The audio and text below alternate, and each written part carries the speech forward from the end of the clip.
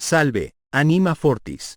Gaudeo quod ades, vere, non omnes avent cor intueris e ipsos, querere vulnera quae dormiunt in silentio. Si hodia ec verba audis, est quia in aliqua parte animae tuae existit vera necessitas. Vivere aliter, dignius, amabilius, justius. Per annos multos fortasse fuisti mitior erga alios quam erga te ipsum, et quam vis sonet nobile, non est sanum, valor sui non est superbia. Est justitia interior, dic tibi, satis est. Non iam vivere pro plausu alieno, nam qui semper querit ut alii eum provent, vivit quasi licentiam petens ad existendum, et aedi defatigat, exaurit, frangit, necio tuam historiam. Sed sio nemo pervenituc, nisi post sanguinem animae.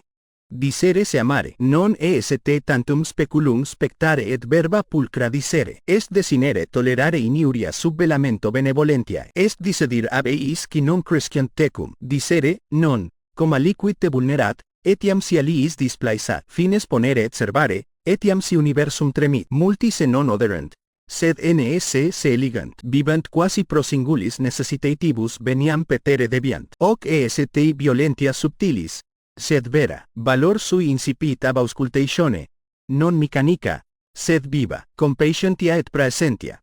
Interroga. Quid mihi opus est? Quid me nutrit? Cui dico, ita, dam intus fugir volo, aec exercitia simplicia sunt, sed divina, amor veri sui incipit cum te recognosis et eligis. Tunc videvis quid iam non congruit vitae tuae, valor sui etiam dolorem secum fer, dimiter vincula quae te minurant, locus relincere ube ite parvum sensisti, nemo debet se extingere ute conveniat, desine excusare quod te laedi, multutis propter timorem solitudinis toleras quod non deberes, amor sui est videre te oculis compassionis, teneritudinis, admirationis, qui adquid sustinuisti sine ruina meretur reverentiam, non opus est perfectiven ut merearis amorem, non es opus corrigendum, sed creatura digna exhortu suo, dice loci tibi amabiliter, ego cresco, ego disco, nemo docit hoc puerum, vales, etiam si aliorum spem non impleas, sed nunc potes dicere tibi voce firma, etiam si tremis, meliorem te fac ex amore,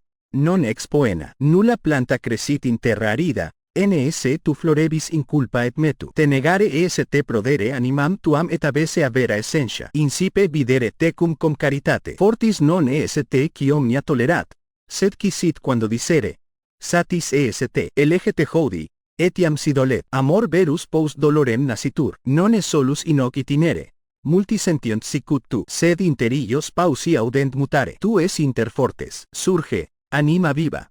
Hoc est momentum tuum, respira, et memor esto, hoc initium est, non finis. Iter tuum nunc incipit sub lumine veritatis.